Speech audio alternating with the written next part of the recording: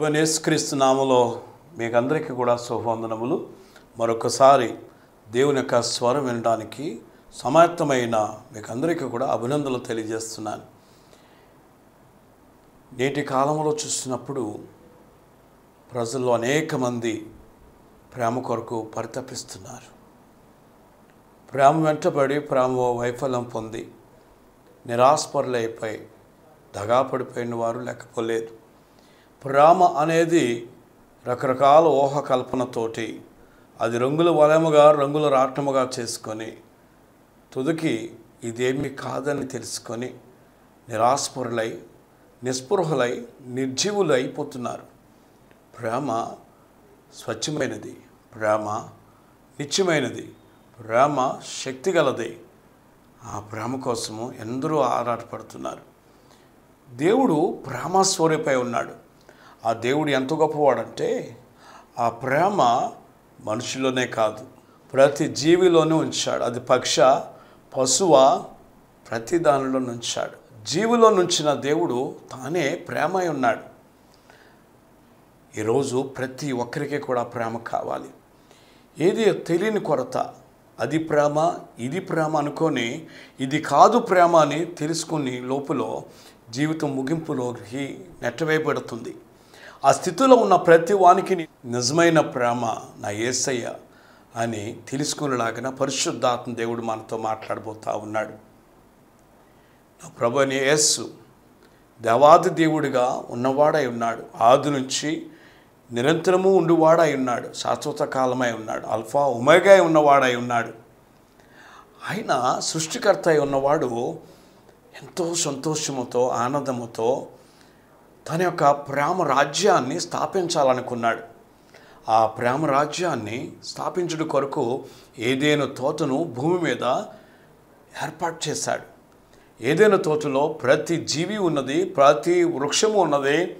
వాటి ఆ రాజ్యం అంతటి మీద కూడా ఆధిపత్యము తన పోలిక చొప్పున తన రూపమందు నిర్మించిన ఆదాము హవ్వలకు అధికారం ఇచ్చాడు.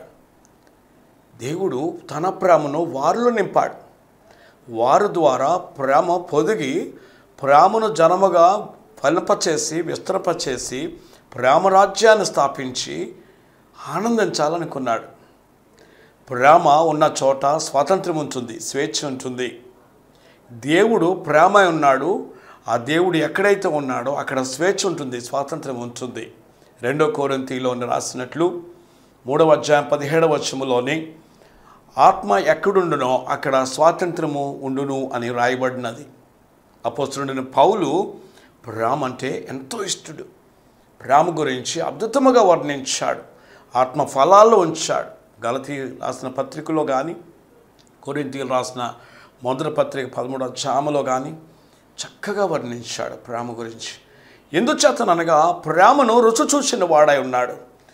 యేసుక్రీస్తును తన సొంత రక్షకుడిగా అంగీకరించాడు. తను మతుకు కాదు బ్రతుకుట క్రీస్తే అని తనకు తాను దేవునికి సమర్పించుకున్నాడు. యేసుక్రీస్తు ప్రేమ స్వరూపుడైంది సంపూర్ణముగా పౌలులోని నివసించాడు. ఆ ప్రేమను పౌలు అనేక మందికి పంచి ఇచ్చాడు. వారి జీవితాలను ప్రభులో కట్టాడు. వారి జీవితాల నిండా ప్రేమను పొందుకోగలిగారు. మనం క్రొత్త నిబంధనలో చూస్తూ ఉన్న పత్రికలు, అనేకమైన పత్రికలు పౌలు రాశాడు. ఆయా సంఘాల్లో దేవుని ప్రేమను నింపాడు. ఆదికాండం మొదలుకొని ప్రకటన గ్రంథం వరకును ఏలుబడి చేసేది ప్రేమే. ఎందుకంటే ప్రేమ దేవుడై ఉన్నాడు. అయితేగాక ఆ ఆదాము హవ్వలు ఆ స్వేచ్ఛను నిరుపయోగం చేసుకున్నారు. మానవుడికి చూసినట్లయితే కనుక ఈ ప్రేమ అనేది తెలియనట్టుగా ఉండటం లేదు. ప్రేమ స్వేచ్ఛ, ప్రేమ స్వాతంత్రం. కానీ ప్రేమకు వ్యతిరేకం ఏంటో తెలుసా? స్వార్థం. ప్రేమ త్యాగం అయితే త్యాగానికి వ్యతిరేకమో లాక్కోవటం. తీసుకోవటం అనే దానికన్నా లాక్కోవటం అనేది చాలా విచిత్రంగా ఉంది కాదు? నిజమే. ఎదురు వాళ్ళ నుంచి లాగేసుకోవాలనుకుంటారు. అది ప్రేమ కాదు, స్వార్థం. కాబట్టి ఈ ప్రేమ ఏం చేస్తుంది? శాంతినిస్తుంది. కానీ చాలామంది శాంతిని కోల్పోతున్నారు ప్రేమను పొందునామని తెలిసి. ప్రేమ సంతృప్తి పొందుతుంది. కానీ ఈ లోకములో ప్రేమ కలిగి ఉన్నాం అనుకుంటూనే తృప్తి లేకుండా కాని దానికోసము ఎదురు చూస్తూ ఉంటారు. ప్రేమ దేవుడిచ్చేదిగా ఉన్నది. కానీ ఈ లోకములో దేవుడిచ్చేది కాకుండా తన సొంతముగా కోరుకునేది కావాలని ఆశపడతారు, వెతుకులాడతారు.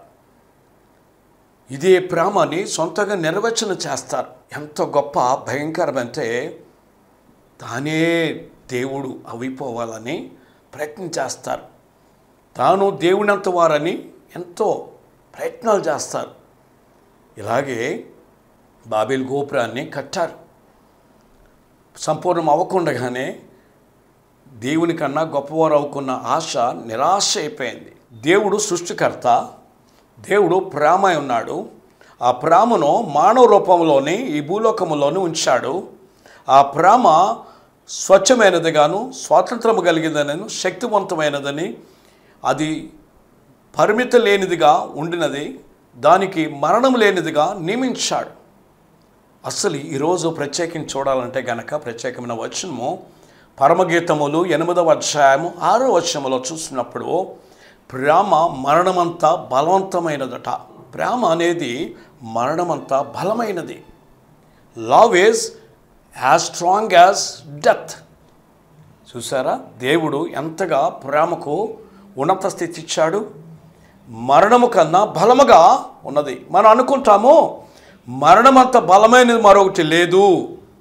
మరణము ఎవరినైనా పట్టుకుపోవాలంటే పట్టుకుపోతుంది, మరణము సంభవిస్తుంది, మరణం నుంచి ఎవరూ కూడా ఆపలేరు అని అనుకుంటారు.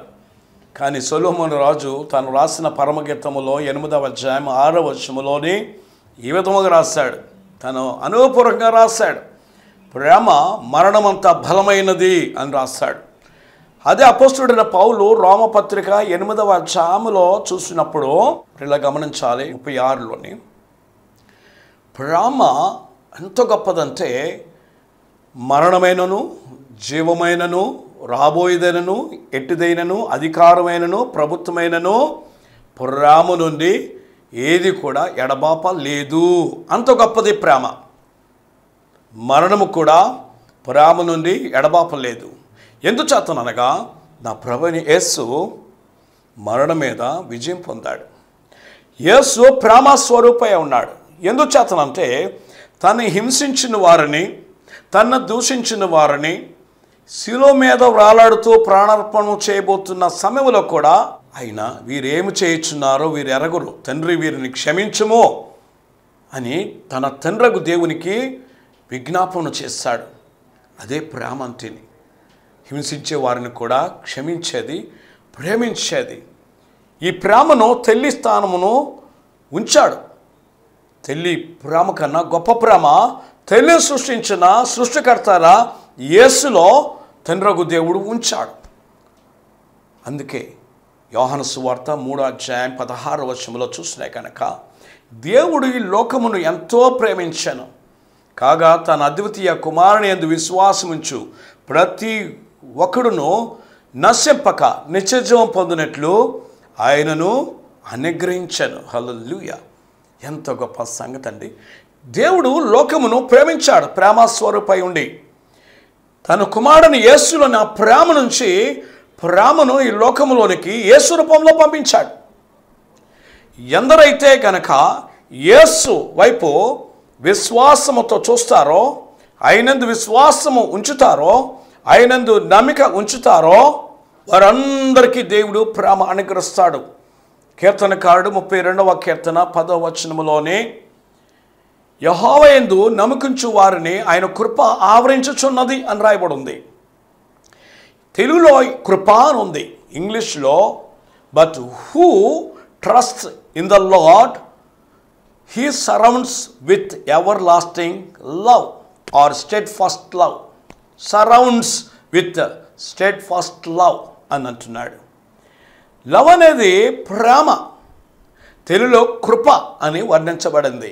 ఆ ప్రభునందు నమ్మిక ఉంచుతారో, ట్రస్ట్ నమ్మిక ఉంచుతారో, నమ్ముతారో వారిని ఆ దేవుని ప్రేమ ఆవరించి ఉంటుందట. సరౌండ్స్ అంటే నీ తల నుంచి అరిపాద వరకు నీ శరీరం అంతా కూడా ఒక కవచములాగా దేవుని ప్రేమ ఆవరించి ఉంటుంది. లైక్ ఎ షీల్డ్, ఒక కవచములాగా ఆవరించి ఉంటుంది. ఈ ప్రేమ ప్రతిదాన్ని తాలుకుంటుంది. నీకు రోగము రానికుండగా అడ్డుకుంటుంది, నీకు కరువు రాకుండా అడ్డుకుంటుంది, సమృద్ధిని నీకు ఇస్తుంది. కరువును తన అనిపిస్తుంది, సమృద్ధిను నీకిస్తుంది. వ్యాధిని తన అనిపిస్తుంది, స్వస్థతను నీకిస్తుంది. అనారోగ్యము తన పాలవుతుంది, ఆరోగ్యము నీకిస్తుంది. ప్రేమ మరణము తన స్వీకరిస్తుంది, జీవము నీకిస్తుంది. అదే జీవము తెలుసా? నిత్య జీవం. నశింపక నిత్య జీవం పొందినట్లు ఆయనను అనుగ్రహించను. ఆయనంటే యేసును అనగా ప్రేమ స్వరూపుని అనుగ్రహించాను. నువ్వు అనారోగ్యముగా ఉన్నావా? నీ ప్రేమ విఫలమైందా? పెండ్లై విఫలమయ్యావా? దిక్కుతోచక ఉన్నావా? ఈ రాత్రి నా యేసుని దర్శిస్తున్నాడు. ఆయనందు నమ్మిక ఉంచు, ఆయన ప్రేమ నీలో ఉంచుతాడు. ఎవరిలోనే ఆయన ప్రేమ ఉంచుతాడంటే రోమా 5:5 చెప్పాడు. శ్రమ ఓర్పును, ఓర్పు పరీక్షను, పరీక్ష నిరీక్షణ కలగజేయను. ఈ నిరీక్షణ మనను సిగ్గుపరచదు. ఏలనగా మనకు అనుగ్రహించబడిన పరిశుద్ధాత్మ మన హృదయములలో దేవుని ప్రేమ కుమ్మరించుచున్నాడు. హల్లెలూయా! ఎంత గొప్ప సంగతి! ఎవరు హృదయములో కుమ్మరిస్తున్నాడు?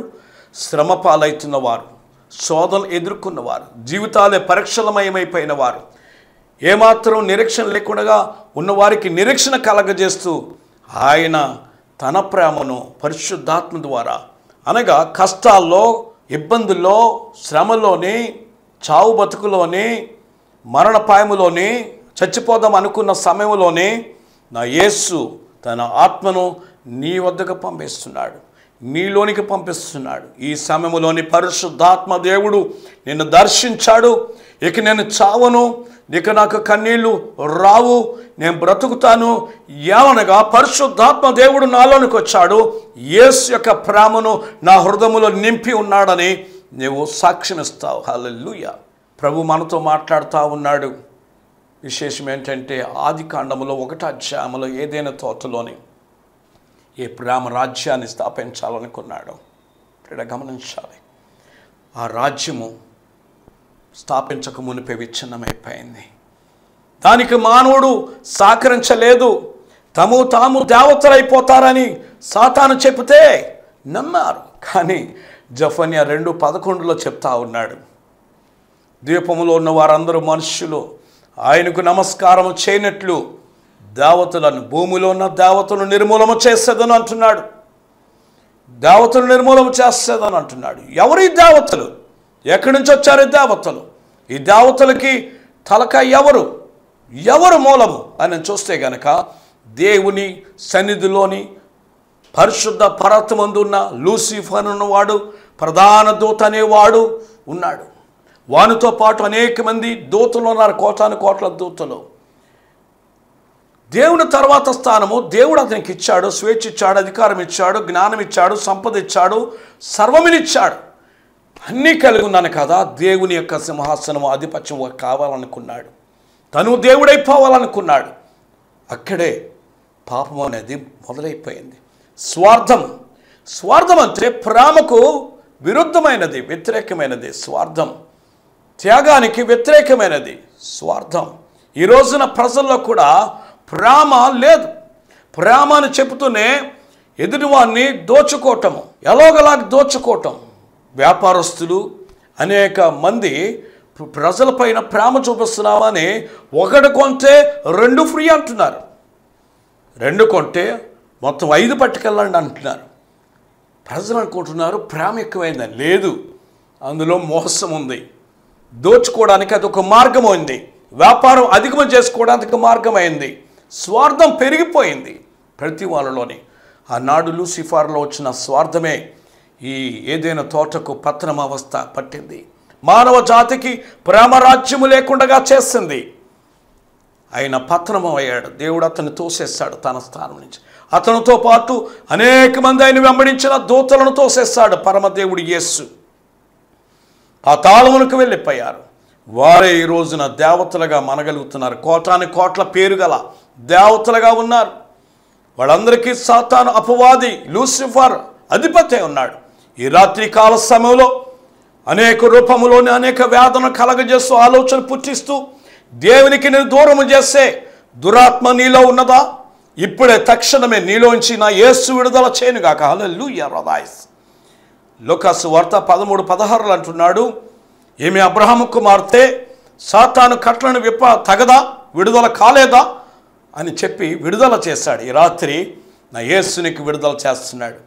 పలు విధాలుగా శోధనకు గురవుతున్న నీవు విడుదల పొందున్నావని నా ప్రభు చెప్తా ఉన్నాడు. తిరిగి ఆయన రాజ్యాన్ని కట్టపూనుకున్నాడు. తిరిగి ఆయన ప్రేమగా కడపడ ఆదామును ఈ లోకాన్ని పంపించాడు. మొదట ఆదాం విఫలమయ్యాడు ప్రేమ రాజ్యాన్ని కట్టడానికి. కడపడ ఆదాముగా యేసుక్రీస్తుని ప్రభువు ఈ లోకమునకు దేవుడు పంపాడు.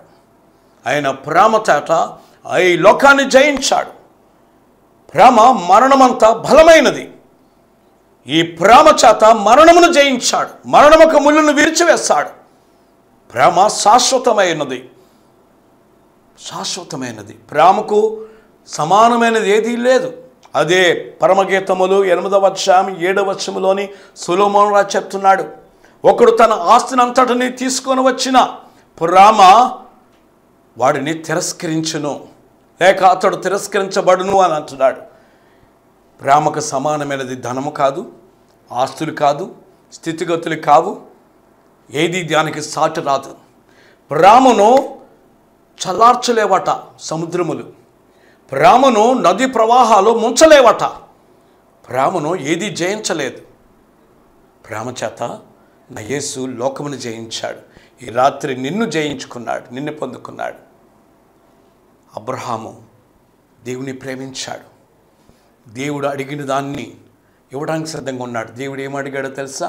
ఆదికాండం 22:2 వచనంలో, నీవు ప్రేమించుచున్న నీ కుమారుడని ఇస్సాకును నాకు దహన బలిగా మోరియా దేశమందు నేను చూపే కొండ ఎందు బలిమ్ము అని చెప్పాడు. దహన బలిగా సిద్ధపడ్డాడు. దేవుని ప్రేమించినందుకు ఇవ్వడానికి సిద్ధమయ్యాడు.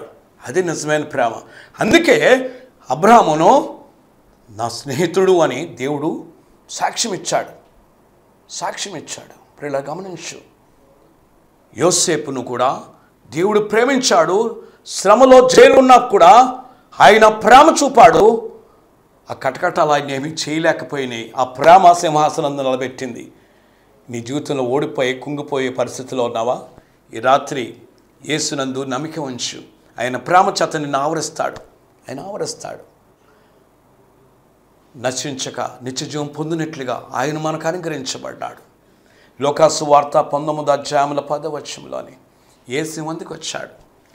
నశించు ప్రతి వాణిని వెతికి రక్షించడానికి లోకానికి వచ్చాడు. ప్రియులారా, ఏ భేదము లేదు. వారు యూదులా లేక మహమ్మదీలా హైందువులా అనేది కాదు. ఒకటే జాతి, మానవ జాతి. ఈ రోజున మానవుడు రోదస్సుకి దూసుకుపోతూ తను మరణం పొందకుండా క్షేమంగా ఉండాలని ఈ భూమి ఆకాశములు లయమైపోయిన శ్రీనివాస మరొక గ్రహమందు ఏర్పరచుకోవాలని తను తపన పడుతున్నాడు. మరొక ప్రక్కన నరమేధము భూలోకాన్ని వేలుతూ ఉంది. శిరచ్ఛేదాలు చేస్తున్నారు, నిర్మానుష్యంగా కాల్చి చంపుతున్నారు, అమానుష్యంగా హింసించుతున్నారు, మానవత్వాన్ని కాలు రాస్తున్నారు, ప్రేమను పగగా మారుస్తున్నారు. ఇంట్లోనే జరుగుతున్న విషయాలు. ఎందుకు విద్వేషాలు? ఎందుకు అంటే ప్రేమ స్వరూపుడని యేసునికి దూరం అవటం, యేసుని ప్రేమించలేకపోవటం, యేసుని తృణీకరించటము. అయినా కూడా యెషయా గ్రంథము 65:2 అంటున్నాడు, తమ సొంత ఆలోచన చొప్పున చెడు మార్గమును నడిచి తొలగిపోయిన వారి వైపు దినమల్లా ఆయన చేతులు చాపుతున్నాడు. ఈ రాత్రి కూడా తన ప్రేమతో తన ప్రాణమును అర్పించిన గాయములైన చేతులతో నిన్ను ఆహ్వానిస్తున్నాడు. భయపడకు సుమి, ఆయన ఒక రాజ్యము ఉందట ఆయనకి. ఆ రాజ్యంలో నువ్వు ఉండాలి, నేను ఉండాలని ఆయన ఎందుకు నమ్మకించుదాం. ఆయన నేను మరలా వస్తాను, మిమ్మల్ని తీసుకొని వెళతాను, నా రాజ్యంలో ఉంచుతానని యోహాను సువార్త 14వ అధ్యాయంలో చెప్పకనే చెప్పాడు. మనుషులతో ఆయన నివాసం ఉంటుందని ప్రకటన గ్రంథము 21వ అధ్యాయం 3-4 వచనాల్లో ప్రేమ అక్కడ అద్భుతముగా ఉంటుంది. యోహాను సువార్త 18వ అధ్యాయంలో 36వ వచనంలోనే పిలాతుతోటి తీర్పు కాలంలో చెప్తున్నాడు, నా రాజ్యము ఈ లోక సంబంధమైనది కాదు, నా రాజ్యము ఇహ సంబంధమైనది కాదని చెప్తా ఉన్నాడు. గమనించాలి. అలాగే లోకాసు వార్త 23వ అధ్యాయం 42వ వచనంలోనే యేసు సిలువేయబడ్డాడు. ఎడం పక్కన ఒక దొంగ, కుడిపక్క దొంగ సిలువేయబడి ఉన్నారు. ఆ దొంగ అన్నాడు, నీ రాజ్యములోనికి వచ్చినప్పుడు నన్ను జ్ఞాపం చేసుకొనమన్నాడు. ఎంత అద్భుతము! ఆయన రాజ్యము ఏమిటి? ప్రేమరాజ్యం. ఆయన రాజ్యం ప్రేమరాజ్యం.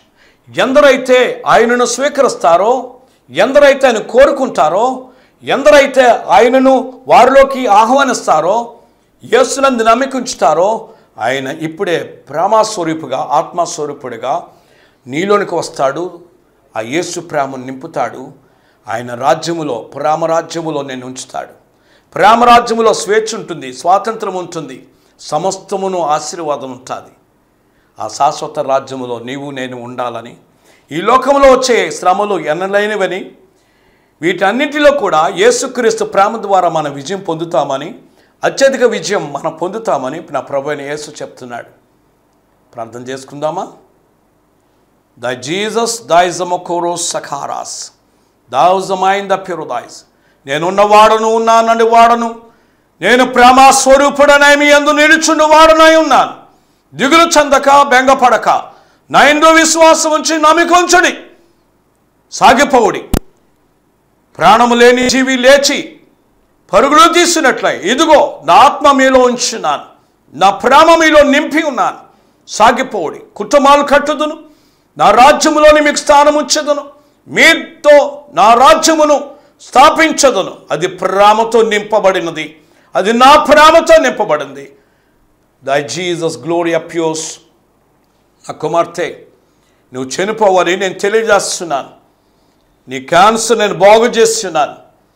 నీ బ్రెస్ట్ క్యాన్సర్, నీ ఎడమ భాగమునున్న బ్రెస్ట్ క్యాన్సర్, రొమ్ము క్యాన్సర్ నేను స్వస్థపరుచున్నాను. నీ కాలు తీసివేయబడునని నిరాశ నిస్పృహతో ఉన్న కుమారుడా, నీ కాలును స్వస్థపరుచున్నాను. గుండె బాధతో మంచం మీద ఉండి వెంటిలేటర్ మీద అల్లాడుతున్న కుమారుడా, ఇదిగో నా శక్తి నీలో పంపాను. ఇప్పుడే నీకు స్వస్థత ఇచ్చిన వాడా ఉన్నాను. ఇదిగో దైవజనుడు అయ్యండి, వెనక్కి ముందుకు సాగలేక నిలిచిపోయి విపత్తులో ఉన్నానని, ఈ సమస్యలను ఎదుర్కోలేనని అవమానంతో కుంగిపోతున్న దైవజనుడా, నీకు సమస్తం ఇచ్చిన వాడను. అయితే నన్ను విడిచి నీ మార్గమును వెళుచున్నావు కాబట్టే బిలాము గతి నీకు పట్టినది. మనసు మార్చుకో, నేను దీవిస్తున్నాను. నా వాక్యను ప్రకటించుకు నియమించినాను. ఒక దినమున నన్నే విడిచితివి, ప్రేమే మార్చితివి. నేను ప్రేమ నింపెదను, రమ్ము, తిరిగి నేను బలపరిచి నడిపించేదను. నా ప్రేమ చాచుటకు ఎందరైతే ఆసక్తి కలిగి ఉన్నారో వారందరి మీదకి నా ఆత్మను ఇప్పుడే కుమరించుస్తున్నాను. పరిశుద్ధాత్మతో నింపి ప్రేమను నింపుదల కలిగినట్లుగా నా ఆత్మను కుమరించున్నాను. మిమ్మల్ని దీవించున్నాను. ద జీసస్ గ్లోరీ అప్యూస్ దాయిజమకారాస్. స్తోత్రాలు తండ్రి, కుమార, పరిశుద్ధాత్మ దిగల ప్రభువా. వీక్షించిన అందరినీ కూడా దీవించు.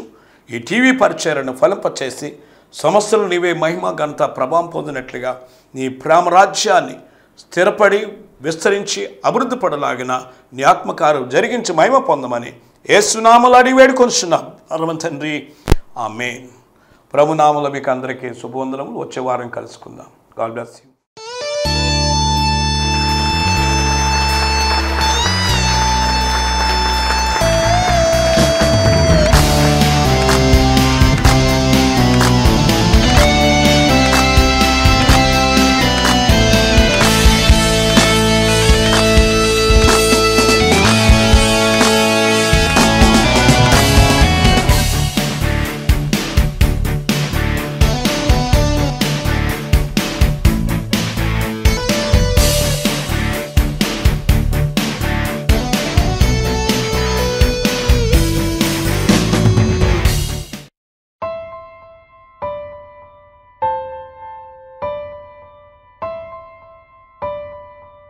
We love because He first loved us.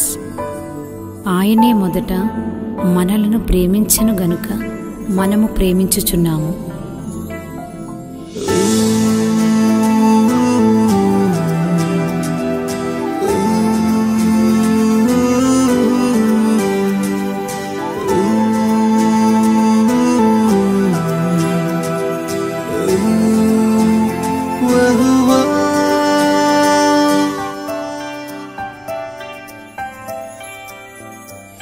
First love ఇది దేవుడు ఇచ్చిన జననం నాకు. ఫస్ట్ లవ్ ఇది మనసుని మలిచే వాక్యం నాలో. ఫస్ట్ లవ్ ఇది నడకలు నేర్పిన మార్గం నాకు. ఫస్ట్ లవ్ ఇది మరణం దాకా నిలుచును నాలో. దేవా ఈ ప్రేమను నువ్వు పంచగా, దేవా ఈ రచనల తొలి భాషగా, దేవా ఈ ప్రేమను నువ్వు పంచగా, దేవా ఈ రాగమే తొలి పాటగా. ఫస్ట్ లవ్ ఇది దేవుడు ఇచ్చిన జననం నాకు. ఫస్ట్ లవ్ ఇది మనసుని మలిచే వాక్యం నాలో. ఫస్ట్ లవ్ ఇది నడకలు నేర్పిన మార్గం నాకు.